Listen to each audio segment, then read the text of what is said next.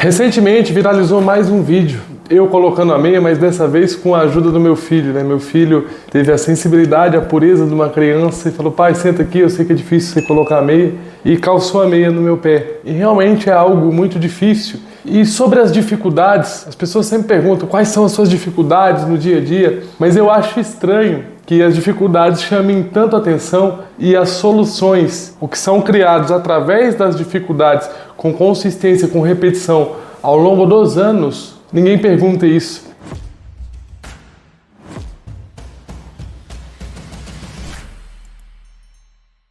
E é exatamente sobre isso esse vídeo, não é sobre dificuldades. É a pergunta que eu quero fazer para você que está assistindo, para você refletir. O que seria de você se não fossem os desafios da sua vida? Você entende como isso muitas vezes ajudou você chegar onde você está, ajudou você se tornar o que você se tornou, e isso tem muito mais coisas boas, coisas para comemorar do que coisas para reclamar, porque às vezes por causa das nossas fraquezas, das nossas vulnerabilidades, a gente cria superpoderes, e é muito sobre isso. Eu nasci tendo que me adaptar para viver. O meu nascimento exigiu uma adaptação, um movimento muito rápido dos meus pais, que era questão de vida ou morte. E ali eu falo que para mim isso tem um impacto durante toda a minha vida, porque isso me tornou uma pessoa mais flexível, mais adaptável a cenários diferentes, a contextos diferentes. Tanto é que eu viajo o Brasil inteiro fazendo palestras para empresas com linhas e culturas diferentes, e eu consigo entender como é que é a linha de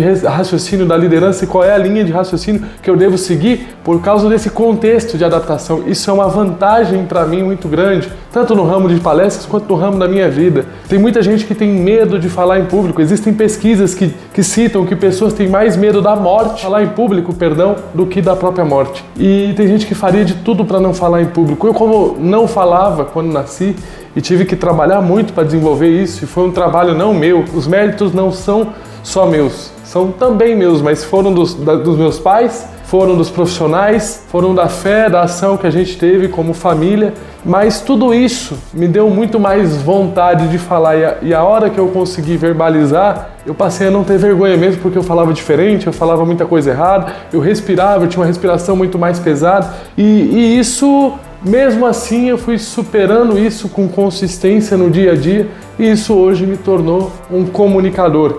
Então, hoje, meu instrumento de trabalho, que é a minha voz e minhas pedras, são coisas que estavam inabilitadas ali no começo da minha vida, que eram coisas que não era nem para mim fazer, se fosse seguir o meu diagnóstico. Só que o diagnóstico, ele não é uma sentença, ele é um ponto de partida. E com fé, ação e consistência, ações diárias ali, a gente consegue ir evoluindo, mesmo apesar das dificuldades. E para isso é necessário a gente focar nas soluções, é necessário a gente ser grato pelo aquilo que a gente tem para atrair cada vez coisas melhores para a nossa vida. Se a gente faz o melhor com o que a gente tem em mãos, no presente e no futuro a gente vai criar mais condições. Isso acontece na vida de qualquer pessoa. Então esse vídeo é sobre isso. Ao invés de reclamar sobre suas dificuldades, agradeça e entenda que muitas coisas hoje positivas na sua vida que não eram quando aconteceram as dificuldades, aconteceram porque você precisou criar resiliência, você precisou criar força para superar um desafio, superar uma dificuldade. Curta esse vídeo, compartilhe com quem precisa ressignificar as dificuldades, compartilhe com quem precisa ouvir essa mensagem. Valeu, tamo junto, me siga para mais conteúdos como esse.